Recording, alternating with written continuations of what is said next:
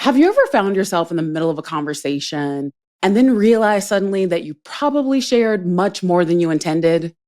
Maybe it's something that's a little too personal, a little too vulnerable, or just simply a bit too much information.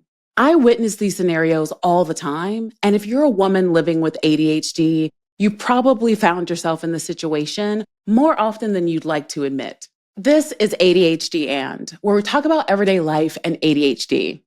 I'm your host, Dr. J. I'm a licensed psychologist who works with people with ADHD. Today, we're talking about ADHD and oversharing.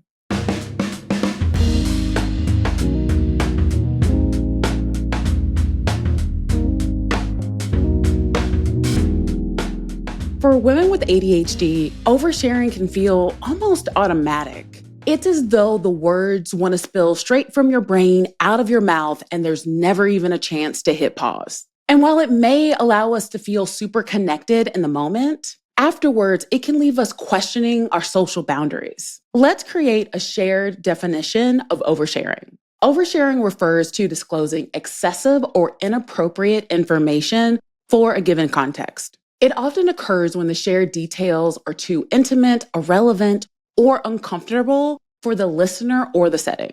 Oversharing can lead to awkward situations, strained relationships, or harm to your professional or social image. Here are some examples of oversharing in different settings. The first one I'll talk about is at a party setting. So this could be talking about deeply personal health issues or relationship problems with people that you've just met who are mostly just strangers and acquaintances. So here's an example. It could be like someone saying, I have IBS and I'm so scared to eat anything at this party. I am totally going to turn their bathroom into a Jackson Pollock painting. By the way, do you know where the bathroom is located? Now, to be clear, IBS is super difficult to deal with sometimes, and I'm pretty sure that person didn't expect to hear that on a first encounter. On social media, it can look like posting minute-by-minute updates about every aspect of your life, including arguments, medical details, or overly emotional statements. I see 52-part TikToks where people are airing infidelity sagas that would rival any soap opera. I also see people sharing videos of them at work, not working, and then getting fired. I tell my patients all the time, y'all talk to the internet like it's capable of keeping a secret. Yeah, some of it is really entertaining, but oversharing can have real downsides, and there's no takebacks on the internet.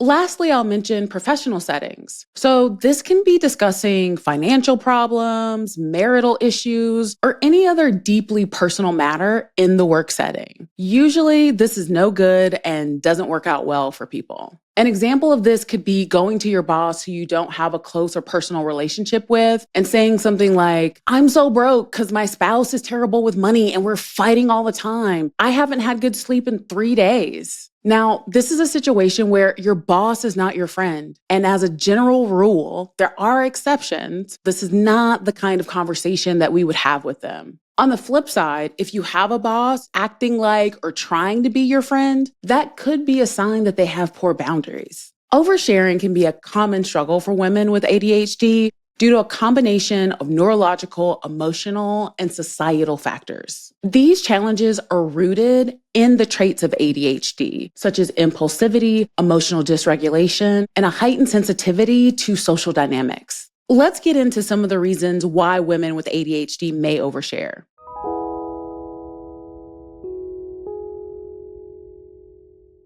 The first one is impulsivity. The challenge here is that ADHD often involves difficulty with controlling impulses, including the impulse to speak, without considering the appropriateness or timing of what is being said. The effect of this is that it can often lead to blurting out personal information without reflecting on the context. An example could be sharing intimate details of your personal life in a casual work setting or with a person that you just met.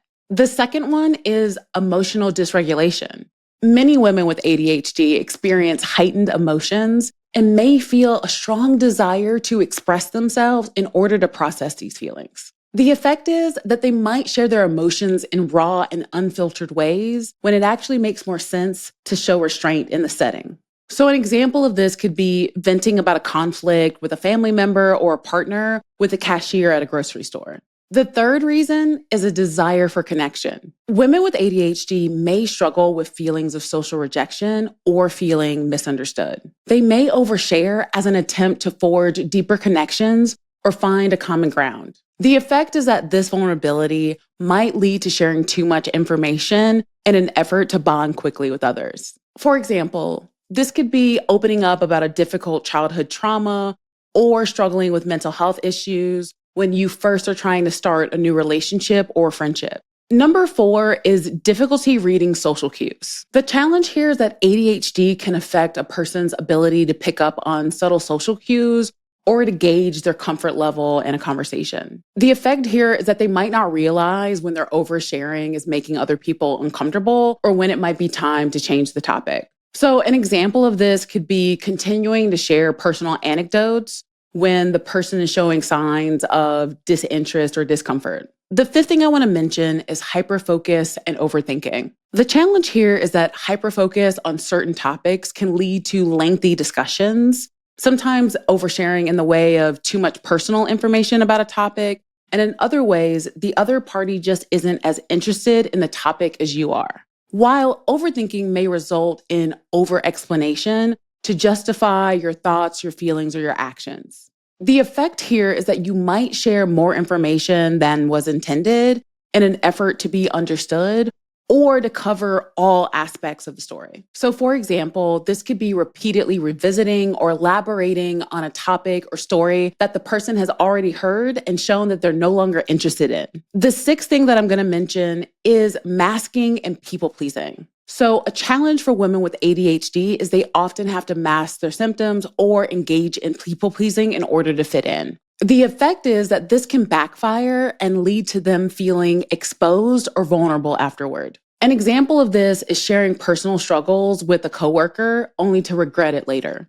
Oversharing can have a lot of harmful effects and actually be counterproductive to your goals of finding community and deepening relationships. It can also lead to feelings of rejection, shame, or vulnerability, but in the way that doesn't feel good. Referring back to my example of the first date, I have witnessed so many instances where someone has gone on a first date and in an effort to really connect with the other person, share really personal or deep details about their lives. There was no ill intention. They just wanted to feel connected, understood, seen, validated. However, in those encounters, the person either responded poorly or ghosted them afterward. Secondarily, whether it's a date, a party, or the person sitting next to you on the plane, when people share too much information, it can be really uncomfortable for the other person. And the person may not know what to do or what to say because there are no good responses. I'll give you an example from my own life. Once when I was flying on a plane on my way to a funeral, a person sat next to me and started a conversation. They asked me what I do for work, and I was honest. Maybe it was a rookie move on my part as a baby psychologist, but what happened after that was that they spent the next 4 hours letting me know in excruciating detail all of the intergenerational trauma that themselves and their family members had experienced over the decades. What does a person do in this situation? On one hand, person to person, I have empathy for the situation. Following that same train of thought, I'm a person too. I was tired and I had a lot on my mind, and I desired for that time to be mine, to be with my own thoughts, which doesn't happen as much as I would like to in my life. To be clear, I believe that as a human being, we all have a social responsibility to the other. If I see a person fall down in the street and I'm capable, I should go over and help to pick that person up. In a scenario like this, some people will say that you can politely decline, but it's unlikely to feel polite to the other person. And when you don't know someone and your first interaction with them is oversharing, you're likely to assume that conflict with that person is going to be even more uncomfortable, whether it be because they get angry or offended or disappointed or sad. If you truly don't want to hurt someone else, we tend to pick the path of least resistance, which is often masking or avoidance. I did end up listening and engaging for the entire plane ride because any subtle way that I tried to wind down the conversation, it didn't work. I even went to the bathroom, and as soon as I got back, they picked up where they left off.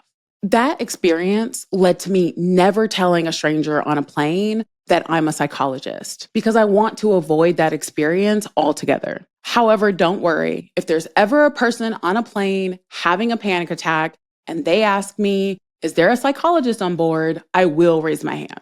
So if you've been in a scenario like this and been ghosted by a potential love interest or friend, I don't know all the details. They could totally be a bad actor. But if the facts don't support that, it may just be that they were overwhelmed and didn't know what else to do other than avoid. From a professional perspective, it can harm our reputation or lead to financial consequences in some instances. And I get it. In some of these scenarios, we definitely want the rules to be different. I want to acknowledge that. What is also true, though, is that you are a human being with needs like shelter, security, food, etc. Going online and posting TikTok dances from your workplace or calling your boss names, even if those names are closer to the truth than not, can lead to a lot of consequences. It can lead to a situation where you regret it, where you impact your livelihood, where you are engaging in a lot of negative exchanges that are tanking your mental health. You really want to be thoughtful. There are some conversations that should only be had with a close friend, family member, priest, or your therapist. Now I'm going to leave you with a couple of skills that you can use in these types of scenarios. I want you to remember that even though you may struggle with this now, with practice, most things can improve.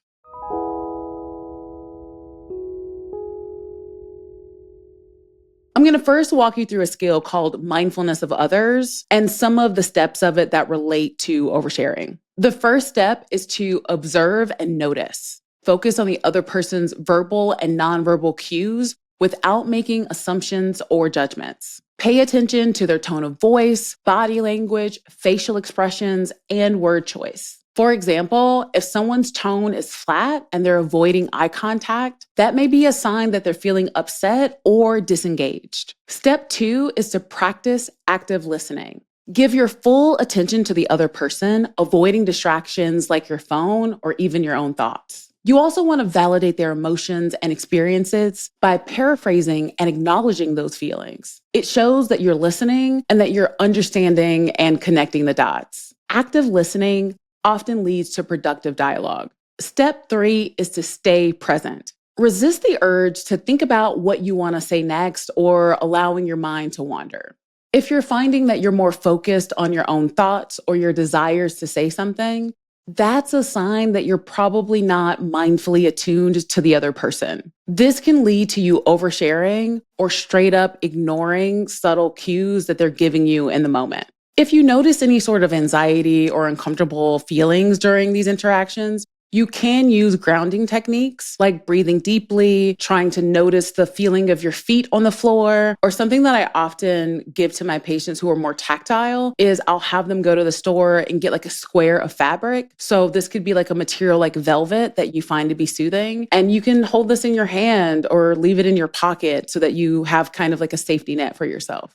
Here is a bonus Dr. J tip from the introvert perspective. I'm not an oversharer, but I can get overwhelmed in social situations and everything will turn into white noise for me. So in those moments, I mentally sound it out. Meaning that as they're talking, I mentally sound out the words that they're saying, kind of like lip reading, so that I can stay attuned and connected to what words they're using, their facial expressions, or their body language. I typically don't have to do it the entire time, so I do it long enough that I feel grounded in the moment and I'm not worried that I'll get lost in my own mind. Step 4 is to balance your awareness of yourself and others. So you want to keep your focus on the other person while also being aware of your boundaries and needs. You want to avoid losing yourself in the interaction by over prioritizing their needs at your expense. For example, let's say that you're in a tense conversation with someone. You could say something like, I hear that you're upset and you want to continue talking about this, but I need a moment to gather my thoughts. This can allow you the space to take a time out and attend to your emotional needs so that you can avoid becoming dysregulated and responding in a way that you're going to regret later.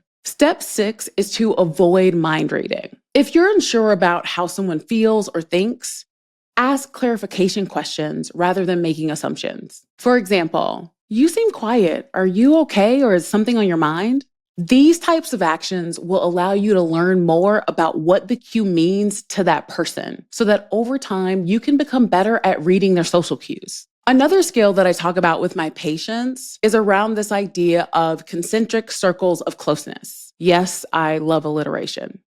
In this concept, you want to think about you being the center. Each ring around you is a different level of closeness. The further away from you, the more distant the relationship. You get to define what's okay on each level for yourself. If someone is in your innermost circle, that is top level clearance. They had to earn that. And there are probably a few secrets that will never be declassified. What goes on each level and how to earn different degrees of closeness is based on the amount of time, effort, and shared vulnerability. And yeah, there are a few other variables, but those are likely ones that you're going to choose based on what's important to you and your values. Think about what makes sense based on where the person lands. For example, let's say that you have 5 rings. Someone you just met is on the 5th ring. What do we talk about when someone is on this level? We typically talk about things like the weather, work, hobbies, and we may talk about our family, but we're not going to reveal any skeletons. You may say that your parents are divorced, but you're probably not going to tell the story about how your dad's alcoholism and infidelity ravaged the family for decades. That's likely too much for level 5. Even if you're processing your trauma in therapy and you feel okay with it, you don't know this person. At a level 5, that may be punching above their weight, not because you're too much, but simply because they're not ready. If you thought that you're going to a location to drop off a resume and all of a sudden you were asked to be in an interview with no prep, you would be overwhelmed too. On the flip side, if you met someone yesterday and they're encouraging you, perhaps even through their own sharing of information, to disclose more than you feel comfortable with, make sure that you pay attention to your boundaries. That person has not proven that they can be responsible with that information. So you really want to keep that in mind. That's it for today. Thank you so much for listening. If you decide to use any of these strategies, let me know how it goes. If it's too embarrassing for the comment section, just let me know that I don't have the clearance, but that you're using skills and doing your best. If you enjoyed this episode, I'd highly recommend our episode on ADHD and rejection sensitivity, where I explain how ADHD can amplify feelings of rejection. Don't forget to subscribe to the channel, and I'll catch you all on the next episode of ADHD and. This show is brought to you by Understood.org, a nonprofit organization dedicated to empowering people with learning and thinking differences, like ADHD and dyslexia. Learn more at Understood.org.